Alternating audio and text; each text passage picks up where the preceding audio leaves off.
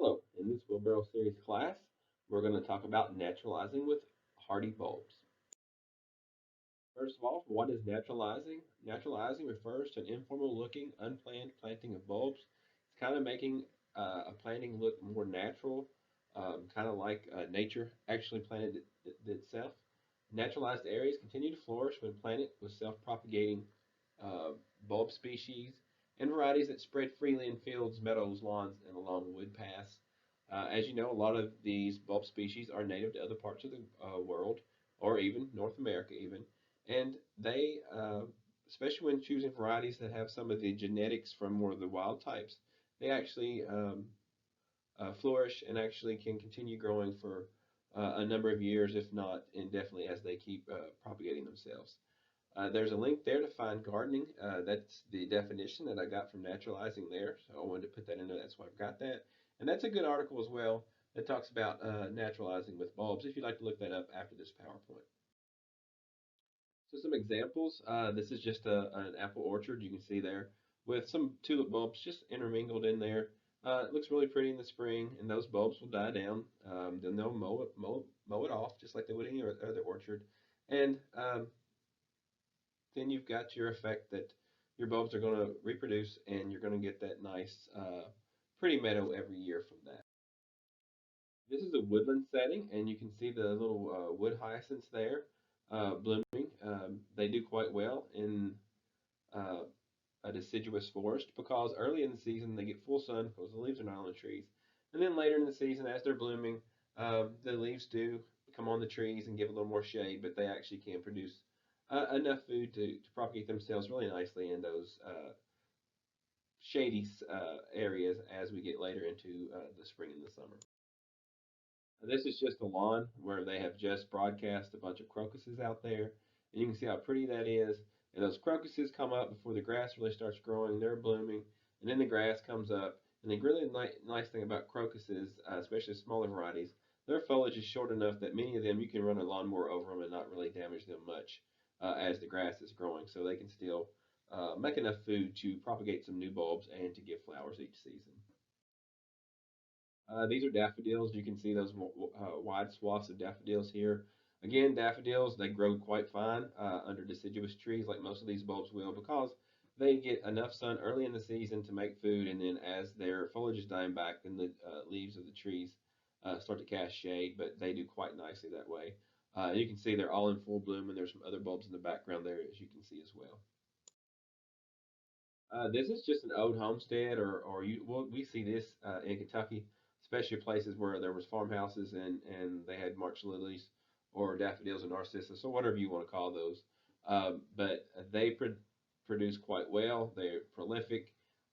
They are easy to propagate themselves, and as long as you don't mow that foliage off too early, they can live indefinitely in these areas as well. As you have seen, when you go to old homesteads, the houses may be falling down or completely gone, but you can still tell where those homesteads were because there's daffodils and there's some other bulbs that will are prolific enough that they can keep growing without much human involvement. So some bulb categories we have bulbs, tubers, corms, tuberous roots, rhizomes, fleshy roots. We'll talk about all these briefly, and then we'll talk about more of the naturalizing that while we're having this class. Also, there's tender bulbs, which we're not going to talk much about because, again, this is for naturalizing, and tender bulbs are not good candidates for that. And then we have hardy bulbs. These are the only ones that are useful for naturalizing as they can come back each year. And then we have to pick the varieties or the types of hardy bulbs that actually can propagate themselves and reproduce and come back pretty much indefinitely. Also, there's spring, summer, and fall blooming on these bulbs, and most of the ones we're going to talk about for naturalizing are spring blooming. However, there is a fall blooming one that you can actually put out in your garden as well. So some times that the bulb species were introduced into England, you can go back as the tulips. They are hardy. Went in and put a little note beside each one of them to tell you which one's hardy and which ones are not. They were introduced into England around 1562, and their origin is from Turkey. We think of them as being from Holland, but no, they're actually from Turkey. Holland is the country that actually made them famous and really they really were popular there, and even were used as currency. And then 1570, we have the canna. Most of you all know about the cannas. We like those around here. They're from tropical America, which is South America. They are semi or non-hardy. Our climate changes, and 1 year they're great, or 2 or 3 years they're great. They come back, but then we could have one of those polar vortexes where uh, the ground freezes deep enough to actually kill those rhizomes out, or they even rot. And then with 1570 English iris, which is actually hardy. And then if we go down, we're not going to go through all these, but even down to the Jack in the Pulpit, which is from North America. They're in our forest around here. They were introduced into England in 1664. So these bulbs and these plants were moved around way back before there was anything much more than a horse and buggy and some ships that could take them across the ocean. These are just some pictures of different types of bulbs that are out there. Most of these you're going to probably know about, like the Spanish bluebells, which are actually wood hyacinths. You can see there on the left, and then there's regular hyacinths, which for us usually don't do well more than 2 or 3 seasons. They usually kind of play out. And then you've got the Dutch master daffodils over on the right, which we're very familiar with daffodil bulbs because it's one of the better spring bulbs for Kentucky. And then there's just a lot of other ones out there. I think the Oxalis triangularis is kind of funny. Their little bulb looking thing there is kind of neat looking there in the center. So true bulbs. The bulb is underground. It is an underground storage structure with a short stem, has a fleshy scale, and leaves in layers surrounding a bud. The easiest one of this to think about, because we don't really cut our bulbs open usually. There's one bulb in particular we do, and that's the onion. The onion is a true bulb. So when you cut that, slice it lengthwise, you'll see the little rings of the storage leaves in there. Where if you were to cut some other bulbs, you'll see something similar to that, like the tulips and daffodils, which we don't want to do that because we want to plant those. And then we have the truncate bulbs, which have the papery coverings. Those are the hyacinths. When you buy those, you'll notice they have little papery coverings on the outsides of those. And then we have the tulips and the daffodils and the hyacinths and the grape hyacinths, and all these uh, fall into these two categories here. So here's your truncate bulb again. This is the way to think about this one is, again, this is your onion. You can see when you slice it down lengthwise. You can actually see if you were to cut a tulip bulb in here, you could see these structures in it as well. And you can see your developing leaves. You can see your developing flower bud there in the center. The leaf scales around it, which are actually the storage part of the bulb there, they're swelled up. The tunic on the outside is the paper covering, and then we have your lateral bulblets there at the bottom. You'll see in a lot of these bulbs, especially if you dig some out of your garden and move them around. And then the basal plate is just where all that meets there and the roots come out. So dividing your true bulbs, they're very easy. Usually you'll have a larger bulb and then you'll have the little offsets of the splits on the sides of this. You really get this a lot on daffodil bulbs, especially when you buy them. A lot of times they're maybe two bulbs put together or connected rather, or a bigger bulb with a couple smaller ones. All you have to do is break that offset off and plant it, and then you that may or may not bloom the first season or two, but that's not a problem. It'll grow bigger and it'll start blooming each season for you after that. Imbricate bulbs, these don't have a papery covering on these. These are the ones that actually can dry out and die if they're not kept moist. They're not like tulips and daffodils and things where you can leave at room temperature in a bag for several months and then plant them, they're just fine. These actually will desiccate and die. These must be kept moist. These are your true lilies. We're not going to talk about lilies as far as naturalizing, but there are some lily bulbs out there that you can use for naturalizing. The imbricate bulb, this is the lily again, and you can see there you have your bulbules that will actually come up on some of the lily varieties. These are the true lilies, not your daylilies. And you'll have the little bulbules up on the leaves there, and you can actually let those fall to the ground, and they'll grow new, larger bulbs. It'll eventually bloom. It'll take a few seasons. And then you also, if you look down at the bottom there, you have your little leaf scales that's actually makes up the bulb. That's the little storage unit there, which those little scales can actually be broken off and propagated. I've talked about that in the True Lily class. We won't talk about it today, but they can be propagated that way. It'll take a few seasons for them to bloom, but you can really get a lot of bulbs that way. We have our corms. Most of us are similar. They're similar to bulbs, but the buds are found on the surface and they're solid. It is a swollen stem base that is modified into a mass of storage tissue. So this doesn't have the scales inside of it like the true bulbs do. And then we have gladiolus, the crocus, and the autumn crocus. Most of us are familiar with all of these. The glads, they're at the top. They'll come back a lot, but they don't usually bloom as well after the first season or two. The best way to do that, and there's a whole class on that, is to make sure you dig those each fall and just take the bigger bulbs each time. And then we have the crocus, which are all familiar with crocus there in the middle, and then we have the autumn crocus there at the bottom, which we'll talk about a little more later. So your corms, we have the gladiolus, and you'll see there um, we have a good corm before cleaning. You want to remove the top, and you'll have the cormals, which are little tiny corms that will produce around each one of those bulbs there. And you'll see the old corm and the old roots.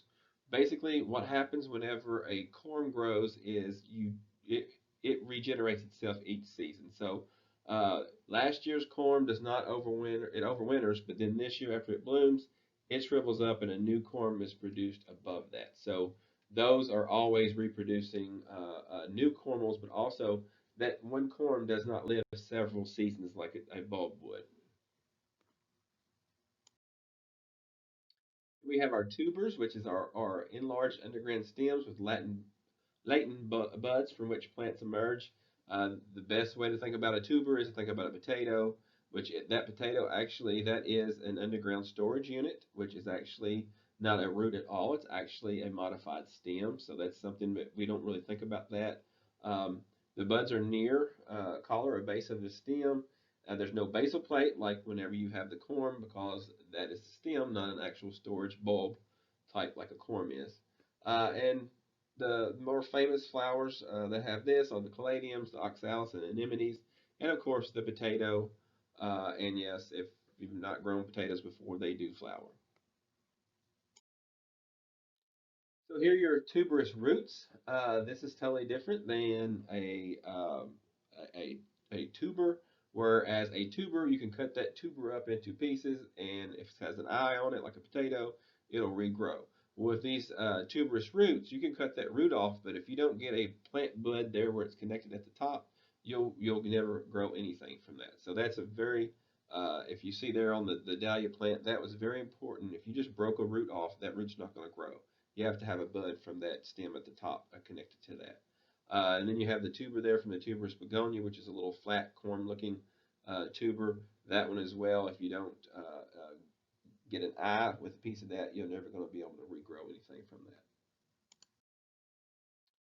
Then we have our rhizomes. This is another enlarged horizontal stem, which is actually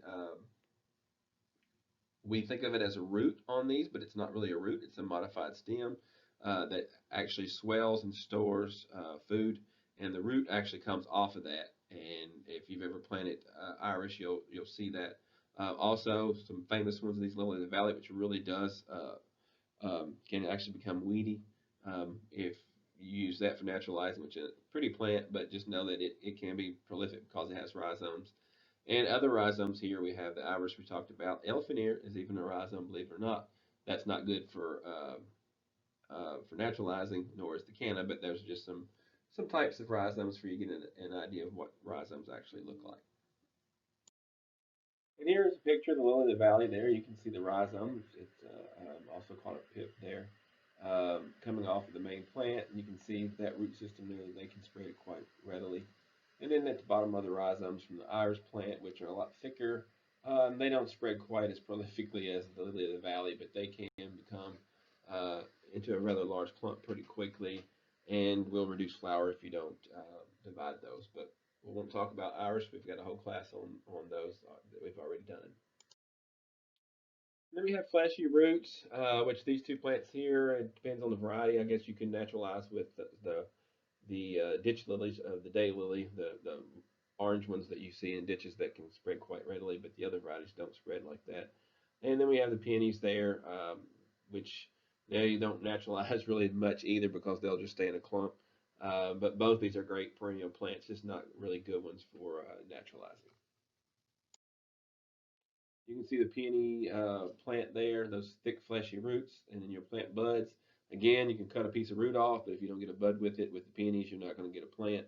Same with the daylilies down there. You can see the fleshy roots, and you can see the fan there at the top. If you don't get a fan, with that root, you're not going to be able to grow a plant off of that either. Those are just storage roots, not really bulbs. Then we have our tinder bulbs. Again, not for naturalizing. These must be lifted and stored during the fall and winter to make sure that you're going to be able to replant those. And then again, there's a lot of these out here that people have left in the ground for years and they've survived it and came back quite easily. But you never know about our weather here in Kentucky. You never know what kind of fluctuation we're going to get. So to be safe, we say to dig them. Now I know people have left cannas in the ground for 10 years and they're quite fine, and it just depends a lot of times on your location and your soil drainage and those kinds of things as well. And then you may start some of these indoors if you want to get a jump on flowering early in the season, especially with the cannas. Hardy bulbs. Again, many are good for naturalizing, not just what we're going to talk about here today, but they will tolerate, often require periods of cold temperature to produce reliable flowers. Most of these, if they don't get a chilling time frame in there, they will not set a flower bud, so they won't flower. So this is it's built into them to need the cold period to actually set a flower in that bulb for it to actually grow. You want to plant these in the fall, and they'll bloom the following spring or summer, so they get that chilling requirement while they're in the ground during the winter. You're buying bulbs, you want to buy from a reputable dealer. Obviously, you don't want any signs of bruising. You want them to feel firm and heavy. And you can see in that picture there, there's some mold on the outside of those tulip bulbs there. If you can avoid that, definitely avoid that. I know sometimes when you order them, when you get them, you're like, well, they've got a little mold on them. And if I got to pick them out of a bin from a store, I probably wouldn't have bought them. But most of these you can go ahead and plant, and they'll be fine. But ideally you don't want to plant bulbs that already have mold on them. That's just not a good way to start your bulb garden. So how to plant for naturalizing? It's very easy. The basic concept for naturalizing is to make the planting look unplanned or natural.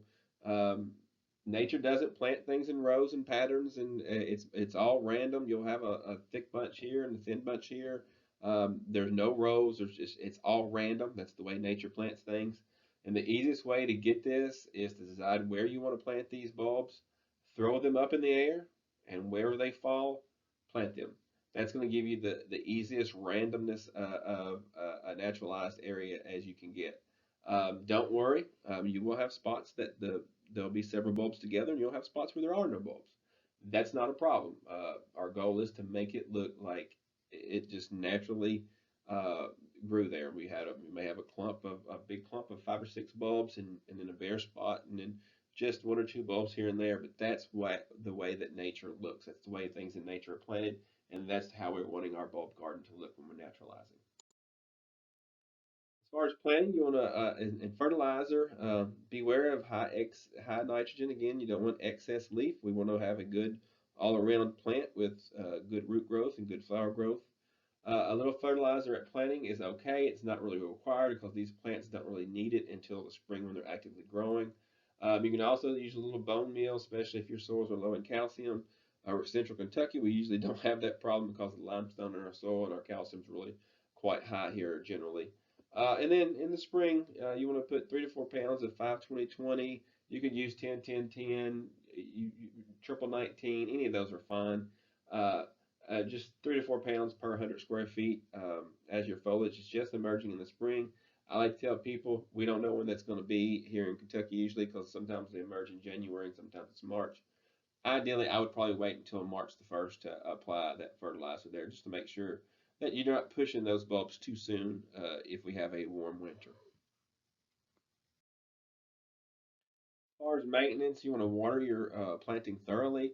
Winter mulch, if you like, after Thanksgiving, but it's not needed. And a lot of these can be planted right into your lawn. Um, and in those areas, obviously, you're not going to mulch because the lawn's going to take over after your bulbs have bloomed. You do want to follow specific recommendations regarding depth of planting based on bulbs. Generally speaking, 6 inches is what we want to plant them, but a lot of times a tulip or a daffodil is planted at 6 inches, but your crocus may only be 3 or 4, depending on how you're planting those. Again, it's a lot of it's more important that you get them in the ground at least 3 or 4 inches, but The smaller bulbs generally are not planted quite as deep as the larger bulbs, just because they're smaller and they have a lot less space to need to grow to get out of the ground because the bulb is actually that much smaller.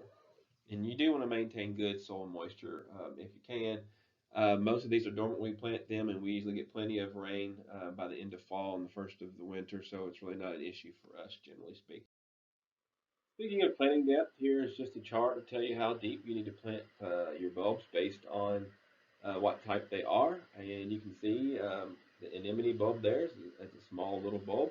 It's only 2 inches below the soil surface, and then you've got some of the crocus, which are 3, and then you can go down from there depending on your tulip. The bottom of the bulb is actually 6 inches, but the top of the bulb might be only 4 inches.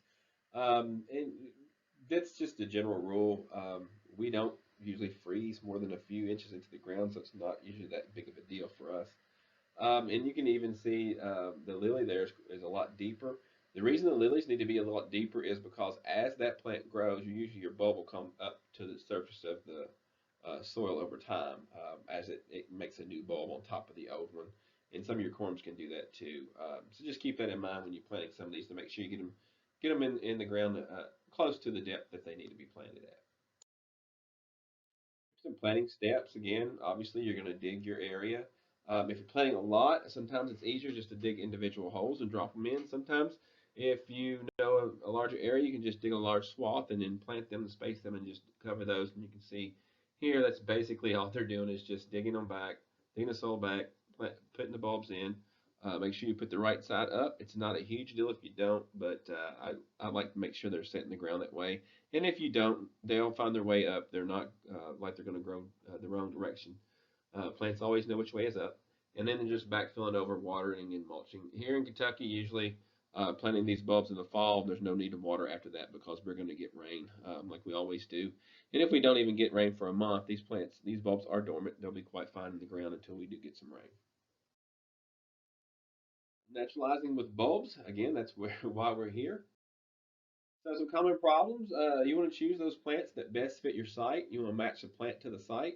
That's with all planting. Always, you can't change the site as easy as you can change the plant that you put there. So just put the right plant there to start with. You need to think about sun and shade. Under deciduous trees, most of these hardy bulbs can grow quite well because they're going to get enough sun early in the spring before the trees leaf out, and that way they can make their food and go dormant towards the first of summer. Some of these do need a little more sun, a little less, or a little more shade, or can tolerate a little more shade.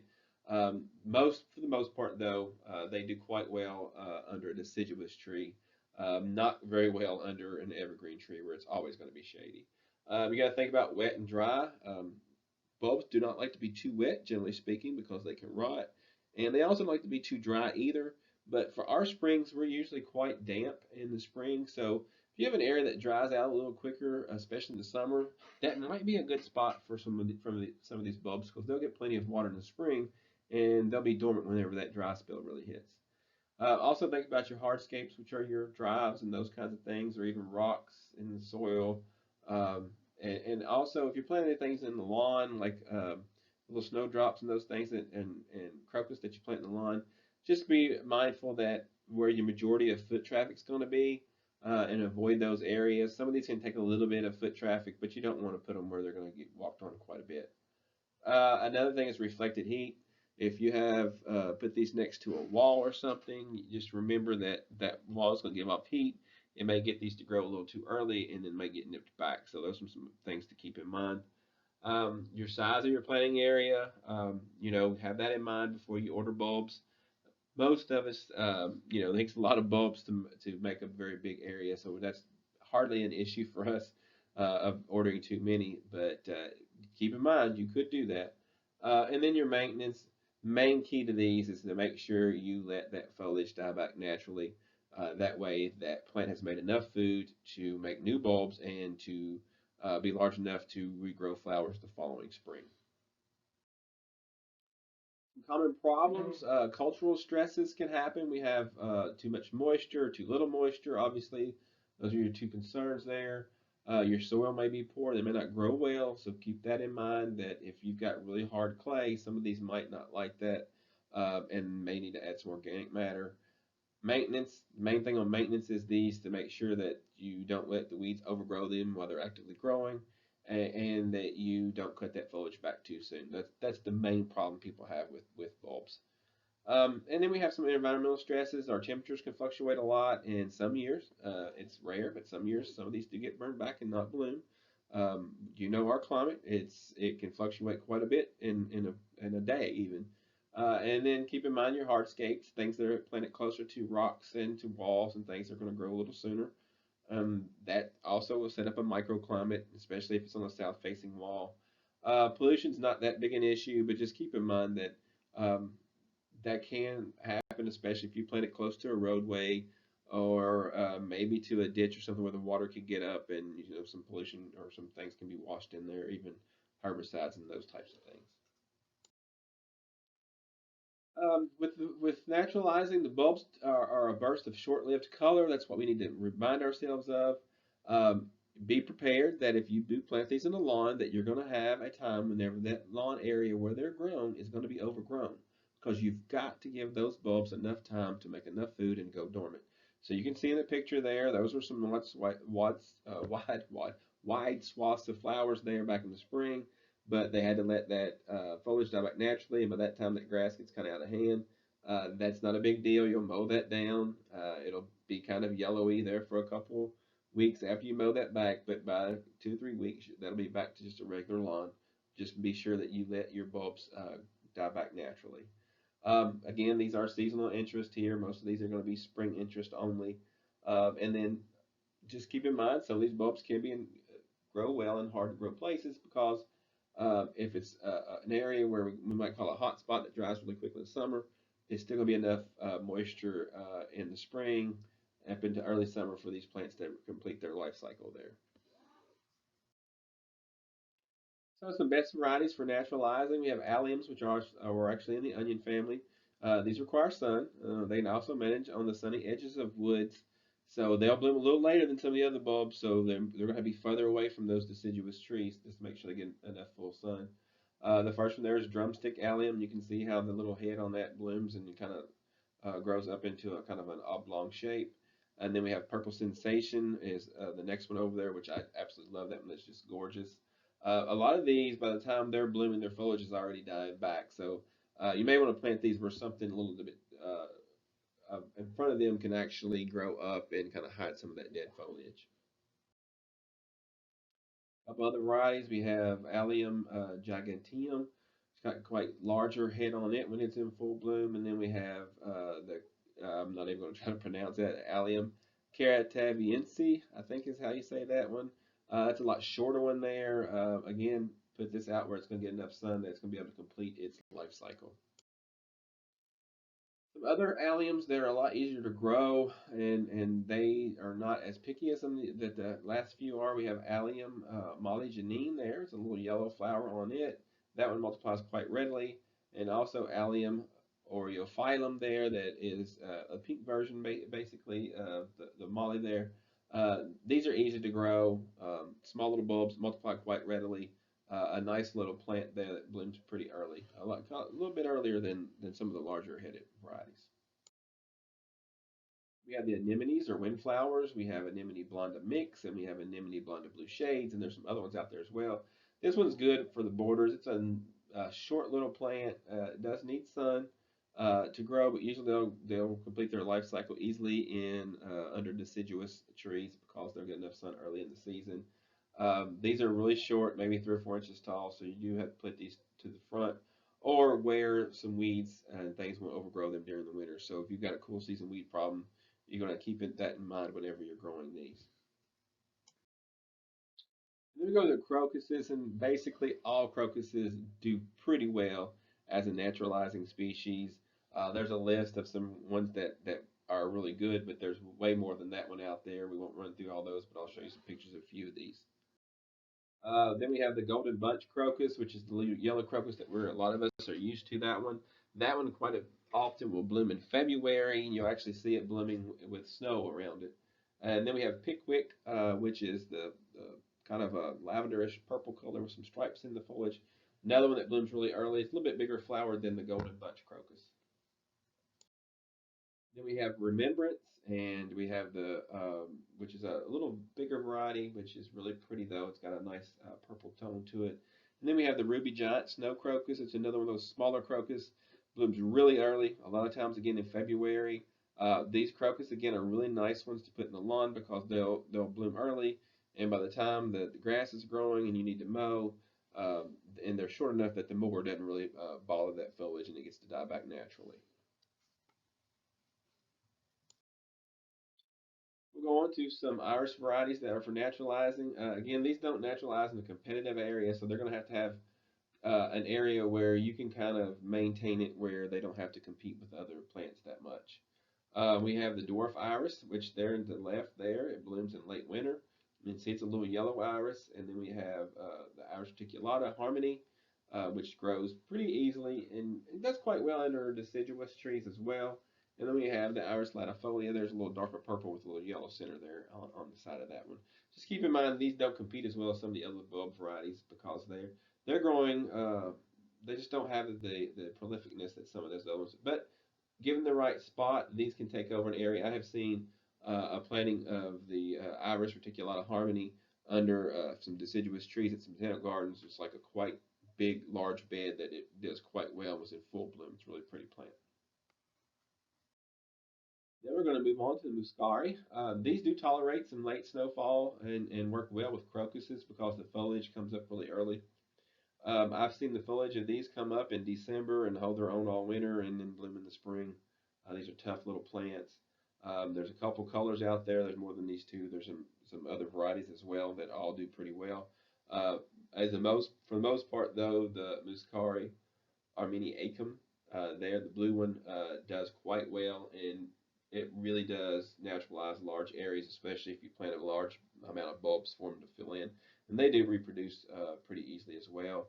And then we have the white version. There's album. There's a lavender version. There's a few other varieties out there as well. But the blue one there is my favorite one. It's pretty close to blue there, which is really pretty when it's in. You've got a pretty large swath of those in a bed. Yeah, wood hyacinths, these are really good for planting under deciduous trees because they come up early and they can complete their life cycle and they can tolerate some shade as well, hence their name wood hyacinths. Again, there's a lot of varieties of these out there too, but there's a mixed variety there. There's a pink one there you can see in the center. And then we have the blue, which again is the most common and the one you see in a lot of these pictures where they're underplanted in the woodland areas there, just like in that picture there. I really like these. I've always liked hyacinths. But the regular hyacinths that we know of that smell really good and are really pretty, they do good the first season. They do okay the second season. Usually by the third season, they've played out in Kentucky. Whereas these reproduce and can go on for multiple years and actually spread. So they're a lot hardier, a better version of hyacinth for us in our climate here in Kentucky.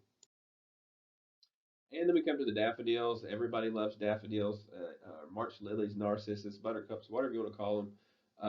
But anyway, these do bring the sunny color to the garden. It really is one of the first things that's actually a large enough in a big enough area that you really notice it in the spring, especially on those homesteads where the bulbs have been moved around by plows and bulldozers and all those kinds of things, and you get a nice big field of them.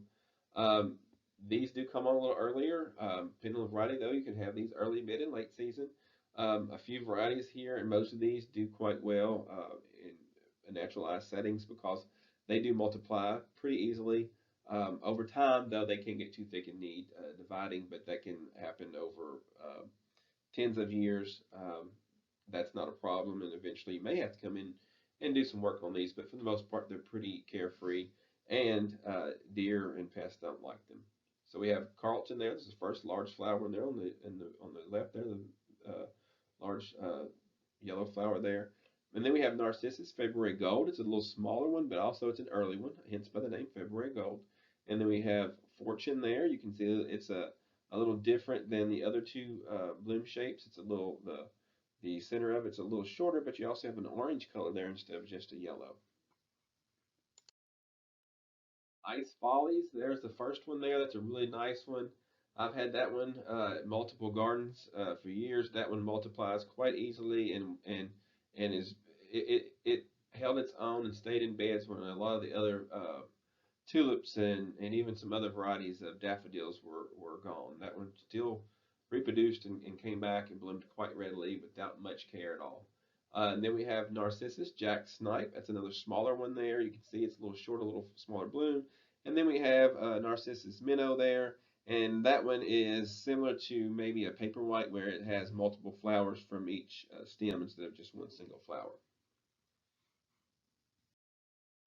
Mount Hood is a solid white version, which is another one that is like Ice Follies, comes back quite readily and multiplies. And then we have Peeping Tom there, and you can see that one is really early as well. And you can see that the tube and how long that is, that's got a different shape than some of these. And then we have Salome, if you want something a different color there, that's got a peach center to it. And then we have Tet, which has small flowers, but it's actually a quite tall plant. It's probably up to 18 to 20 inches tall. But it also has multiple flowers on each stem instead of just a single flower.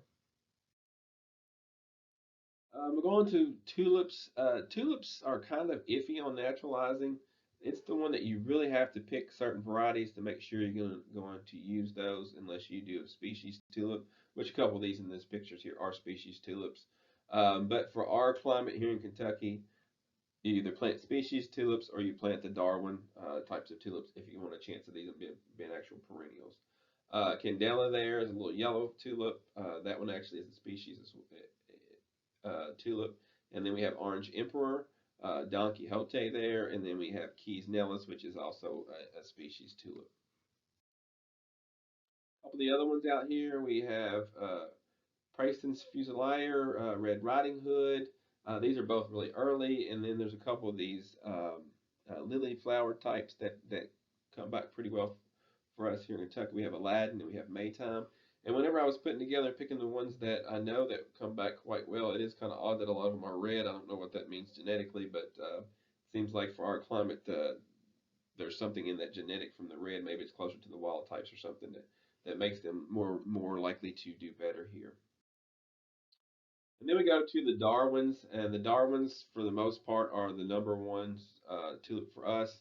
They're the best multipliers. They're the ones that's going to most likely to come back for us multiple years. I've had some of the Appledorns here. You can see there. There's Appledorn Elite and there's Appledorn Mix. I've had the Appledorn Mix 10, 15 years, and they come back and bloomed quite happily. So they're the best tulip for our area. And then we have Holland's Glory there, which is really a pretty big tulip. And then we have Oxford if you want something more of a little different color. But again, you're going to have your best luck with the species and the Darwin types of tulips here for our climate. Some other varieties of bulbs that you may want to naturalize with, and these all do quite readily or do quite well. We have Starflower there. It almost looks like I don't know. It looks like a little a grape or a little wood hyacinth there, but not necessarily on a longer stem, just kind of in a bunch there. Camassia is a really nice plant. It actually is native to North America.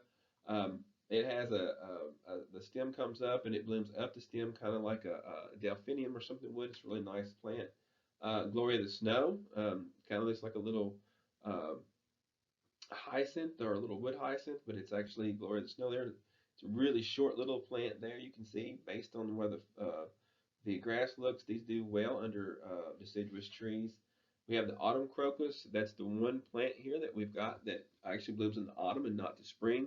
It's also called meadow saffron, and this is actually the crocus that saffron comes from. The foliage comes up in the spring, dies down, and then in the fall you'll have these blooms just shoot up that and they'll bloom in the fall. So if you want something in the bed that blooms in the fall, that's pretty much what you've got here as far as these bulbs go. We have the dogtooth violet down there at the left. It's a really cute little plant. It's good for a woodland setting. And then we have the two types of snowdrops, the regular snowdrop, and then we have the giant snowdrop.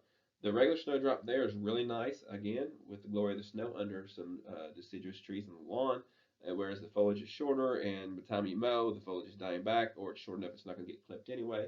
And then we have the giant snowdrop, which can get quite a bit taller. It looks almost like lily of the valley with the blooms anyway, not necessarily the foliage. That one would need to be in a bed where not necessarily in the lawn because it's too tall, unless you're willing to let that complete its life cycle before you mow it back, like you would with daffodils planting the lawn or something like that.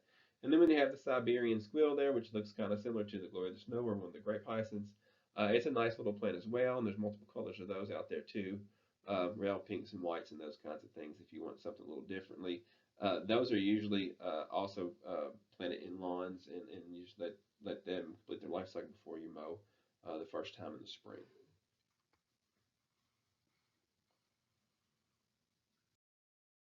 So, for those that registered and paid back in the spring, it seems like 100 years ago since the pandemic and everything. But for those that registered, you can come and pick up your bulbs. They're here at the office. Be sure you wear your mask and just come in, go straight back to the project room. The bulbs will be there already in bags for you. Just get one bag. They'll have all these in it. And just sign in, and then you can just take your bulbs and go home and plant them. We have the allium molly, which we talked about earlier. We've talked about most of these. We have Darwin mix. Where you're getting back up here, the allium molly, you're gonna get 20 bulbs, and then the tulip Darwin mix, you're gonna get 16 of those. The Darwin mix usually is going to be more reds and yellows, maybe a few pinks in there. And then we have the daffodil long lasting mix, which these daffodil is a mix of daffodils that actually bloom over a longer season, so you'll get more color there for a longer season than if you just had one big burst of color. You'll get 30 bulbs of those. And then we have the crocus botanical mix there. You can see that's just a mix of different botanical varieties, which again, all crocuses do quite well for naturalizing. You get 20 bulbs of those. And then next we have the wood hyacinths there. You can get the blue. You get 20 bulbs of those, and then the grape hyacinth there next to that one, which is a little smaller than the wood hyacinth.